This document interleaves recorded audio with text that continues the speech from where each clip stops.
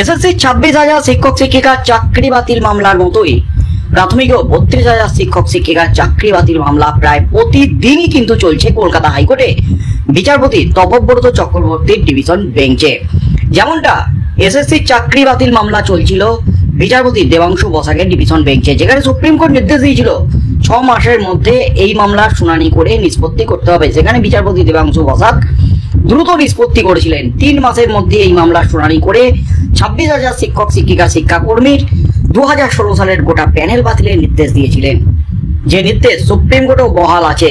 Supreme কোর্টের justice Khanna প্রধান বিচারপতি, সদ্য প্রাক্তন প্রধান বিচারপতি জাস্টিস খান্না, তিনিও কিন্তু এই নির্দেশই বহাল রেখেছেন। তার মধ্যেই কিন্তু প্রাথমিকে 32,000 শিক্ষক শিক্ষিকার চাকরি বাতিল মামলা যে নির্দেশ দিয়েছিলেন বিচারপতি অভিজিৎ গঙ্গোপাধ্যায়, এসএসসির 8,000 অযোগ্য শিক্ষক শিক্ষিকার চাকরি বাতিলের নির্দেশ দিল, গোটা প্যানেলটা বাতিল হয়ে গেছে। কিন্তু প্রাথমিকে 32,000 শিক্ষক শিক্ষিকাকে অযোগ্য হিসাবে চিহ্নিত করেছিলেন, কারণ এই 32,000 শিক্ষক শিক্ষিকার যারা ট্রেনিং প্রাপ্ত ছিলেন না, প্রশিক্ষণ প্রাপ্ত ছিলেন না, প্রশিক্ষণ ছাড়াই চাকরি পেয়ে গিয়েছিলেন এবং তার সাথে সাথে অ্যাপটিটিউড টেস্ট ঠিকভাবে হয়নি, একাধিক গরমিল ধরা পড়েছিল, তাই চাকরি বাতিল করতে বাধ্য হয়েছিলেন। সেই মামলাও কিন্তু চলছে সুপ্রিম কোর্ট থেকে ঘুরে এসে বিচারপতি তপব্রত চক্রবর্তীর ডিভিশন বেঞ্চে।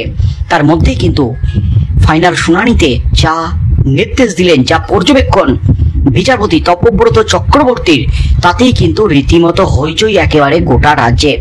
প্রাথমিকেও 32,000 শিক্ষক শিক্ষিকার চাকরি যে বাতিল প্রায় সময়ের অপেক্ষায়, এই মামলাও যে দ্রুত নিষ্পত্তি হতে চলেছে এবং চাকরি বাতিলের দিকেই যে যাচ্ছে মামলাটি, তেমনই কিন্তু ইঙ্গিত মিলছে জাস্টিস চক্রবর্তীর বিভিন্ন পর্যবেক্ষণ এবং শুনানি যেদিকে এগোচ্ছে, আদালতের যে মোটিভ, আদালতের যে যুক্তি, সেই যুক্তিতে নেতা মন্ত্রী বিধায়করা আধিকারিকরা দুর্নীতি করলে, চাকরি বিক্রি করলে আদালত কি চোখ বন্ধ করে থাকবে? প্রশ্ন তুলেছিলেন জাস্টিস চক্রবর্তী যখন বিচারপতি অভিজিৎ গঙ্গোপাধ্যায়ের নির্দেশের বিরুদ্ধে মুখ খুলেছিল আইনজীবী কল্যাণ ব্যানার্জি। তার মধ্যেই কিন্তু এবার প্রাথমিকে 32,000 শিক্ষক শিক্ষিকার চাকরি বাতিল মামলার রায় ঘোষণা কিন্তু খুব শীঘ্রই। লাস্ট শুনানিতে আজ বিচারপতি চক্রবর্তী যা নির্দেশ দিলেন, যা পর্যবেক্ষণ, তাতেই কিন্তু রীতিমতো হইচই পড়ে গেল একেবারে গোটা রাজ্য জুড়ে। একের পর এক বিস্ফোরক তথ্য এবার এই প্রাথমিকের চাকরি বাতিল মামলায়। 32,000 শিক্ষক নিয়োগ মামলার শুনানির 11তম দিনের গুরুত্বপূর্ণ তথ্য সামনে এলো। এই দিনের শুনানি মামলাটির ভবিষ্যতের জন্য অত্যন্ত গুরুত্বপূর্ণ কিছু প্রশ্ন এবং বিষয় সামনে এনেছে। আজ এই মামলাটি বিচারপতি তপব্রত চক্রবর্তী এবং বিচারপতি ঋতব্রত কুমার মিত্রের ডিভিশন বেঞ্চে শুনানি ছিল।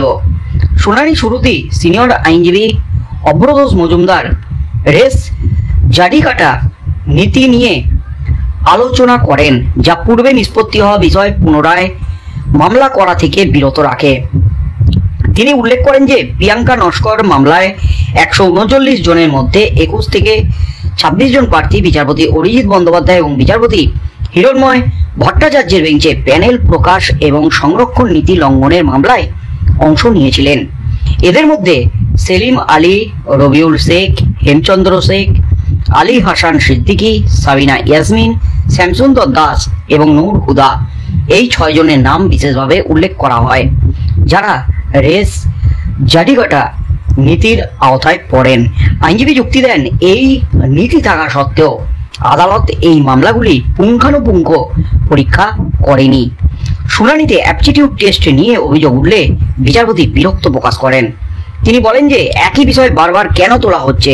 তিনি প্রশ্ন করেন, অ্যাপটিটিউড টেস্ট বা ইন্টারভিউ রুমে ব্ল্যাকবোর্ড না থাকার অর্থ এই নয় যে অ্যাপটিটিউড টেস্ট নেওয়া হয়নি।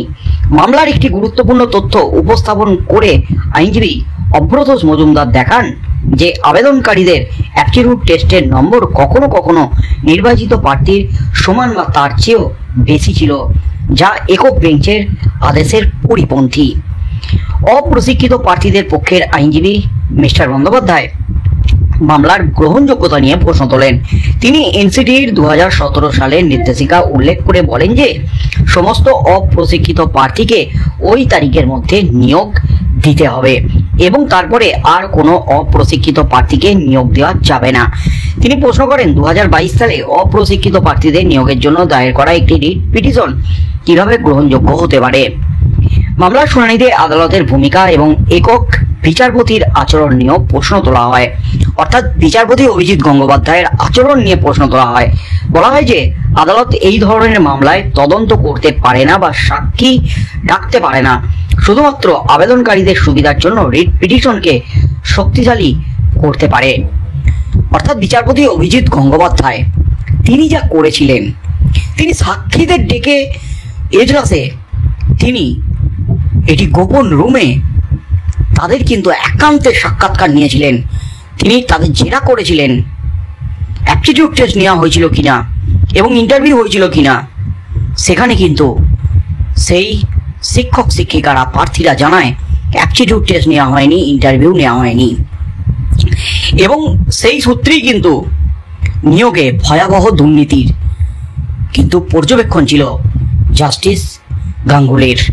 আর জাস্টিস গাঙ্গুলির এই নির্দেশ, মন্তব্য এবং পর্যবেক্ষণ নিয়ে প্রশ্ন কিন্তু উঠে গেল আবারও কলকাতা হাইকোর্টে বিচারপতি দেবাংশু বসাকের এজলাসে। অর্থাৎ সেখানে বলা হয় আদালত এই ধরনের মামলায় তদন্ত করতে পারে না, অর্থাৎ বিচারপতি নিজেই তদন্ত করছেন, নিজেই বিচার করছেন, নিজেই তদন্ত করছেন। সিবিআই তদন্তের উপর আস্থা রাখছেন না। তার সাথে সাথে সাক্ষী ডাকতে পারে না বিচারপতি, শুধুমাত্র আবেদনকারীদের সুবিধার জন্য রিট পিটিশনকে শক্তিশালী করতে পারে। অর্থাৎ বিচারপতি অভিজিৎ গঙ্গোপাধ্যায়ের বিরুদ্ধে আবারও অভিযোগ তুলে ধরা হলো। বিচারপতি অভিজিৎ গঙ্গোপাধ্যায় যা করেছিলেন রীতিমতো বেনজির করেছিলেন। তিনি কিন্তু স্পষ্ট বার্তা দিয়েছিলেন দীর্ঘদিন ধরে কোনো মামলা ফেলে রাখা হবে, এটা হতে পারে না। দ্রুত মামলার শুনানি করিয়ে দেব, দ্রুত মামলার নিষ্পত্তি করব, দীর্ঘদিন ধরে মানুষকে হয়রানি করব না। আর নিয়োগ দুর্নীতি মামলার একের পর এক যে ঢোল ফেটেছে, একের পর এক যে পর্দাফাঁস হয়েছে, তা কিন্তু এই বিচারপতি অভিজিৎ গঙ্গোপাধ্যায়ের নির্দেশ, অভিজিৎ গঙ্গোপাধ্যায়ের হাত ধরেই। অভিজিৎ গঙ্গোপাধ্যায়ের হাত ধরেই কিন্তু জেলে গেছেন প্রাক্তন শিক্ষামন্ত্রী পার্থ চ্যাটার্জি থেকে শুরু করে শিক্ষা দপ্তরের কর্তারা। অর্থাৎ গোটা শিক্ষা ব্যবস্থা একটা সময় জেলে চলে গিয়েছিল সেই প্রাক্তন বিচারপতি অভিজিৎ গঙ্গোপাধ্যায়ের নির্দেশেই। তার পর্যবেক্ষণ, তার নির্দেশ নিয়ে কিন্তু আবারও অভিযোগ উঠে গেল বিচারপতি তপব্রত চক্রবর্তীর এজলাসে। তবে বিচারপতি তপব্রত চক্রবর্তী খানিকটা বিরক্ত প্রকাশ করলেন। অ্যাপটিটিউড টেস্ট, এটা নিয়ে বারবার কেন প্রশ্ন তোলা হচ্ছে? একটা ব্যাপার তো নিশ্চিত হওয়া গেছে যে দুর্নীতি হয়েছিল এবং যদি দুর্নীতি মাধ্যমে নিয়োগ প্রমাণ পাওয়া যায়, কোনো রকম রেয়াত করা হবে না, কোনো রকম রেহাই পাবে না, এমনই কিন্তু জানিয়ে দিয়েছেন বিচারপতি তপব্রত চক্রবর্তী। টেট 2014 সম্পর্কিত কেলেঙ্কারির অভিযোগও আলোচনায় আসে, যেখানে বিধায়ক মহুয়া মৈত্রের নামও উল্লেখ করা হয়। তবে স্পষ্ট করা হয় যে কেলেঙ্কারির অভিযোগটি টেট পরীক্ষা নিয়ে, নিয়োগ বা নির্বাচন প্রক্রিয়া নিয়ে নয়। অর্থাৎ অত্যন্ত একেবারে জটিল পর্যায়ে কিন্তু রয়েছে এই মামলাটি। রীতিমতো বিপদে রয়েছেন 32,000 শিক্ষক শিক্ষিকা। এমনিতেই এসএসসি চাকরি বাতিলের ফলে রীতিমতো ঝড় উঠে গেছে গোটা রাজ্যে, চরম বিপাকে পড়ে গেছেন 26,000 শিক্ষক শিক্ষিকা। তার মধ্যে যোগ্য 15,000-এরও বেশি তারা পথে বসে গেছে, আন্দোলন চালিয়ে যাচ্ছে চাকরি ফিরে পাওয়ার দাবিতে। রাজ্যের শিক্ষা ব্যবস্থা কার্যত ভেঙে পড়েছে শিক্ষকের অভাবে, শিক্ষাকর্মীর অভাবে। তার মধ্যেই কিন্তু প্রাথমিকে 32,000 চাকরি বাতিল হলে একেবারে মুখ থুবড়ে পড়বে প্রাথমিক শিক্ষা। এবং কি হতে চলেছে এই মামলায়, শেষ পর্যন্ত কি নির্দেশ দেন বিচারপতি প্রাথমিকের চাকরি বাতিল মামলার ক্ষেত্রে? চাকরি কি বহাল থাকবে নাকি ঢাকি সমেত বিসর্জন? 32,000 শিক্ষক শিক্ষিকার চাকরি বাতিল হবে। কি হতে চলেছে আগামী শুনানিতেই কিন্তু ফাইনাল রায় ঘোষণা বা নিষ্পত্তির একটা সম্ভাবনা থেকে যাচ্ছে। কি হতে চলেছে আগামী দিনে সেদিকে চোখ থাকবে গোটা রাজ্যের।